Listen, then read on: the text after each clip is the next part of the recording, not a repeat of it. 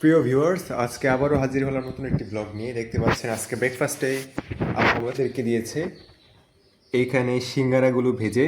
সিঙ্গারাগুলো কিন্তু আম্মু ফ্রোজেন করে রেখেছিল, যার জন্য যখন আপনাদের ইচ্ছা হবে আপনারা চাইলে যখন খুশি নামিয়ে খেতে পারেন। জাস্ট তেলে ভাজলেই হয়ে যায়।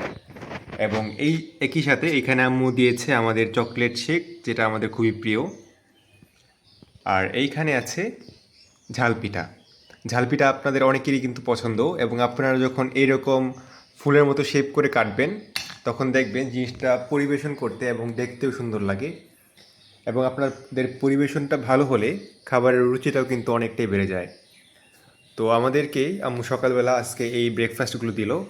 এখানে সিঙ্গারা আছে এবং এখানে ছিল কাবাব। কাবাবগুলো আসলে শেষ হয়ে গেছে, এবং ফ্রিজে খোঁজার পরে লাস্টে আম্মু এটা খুঁজে পেলো, যেহেতু শেষ, সামনে আবার বানাতে হতে পারে।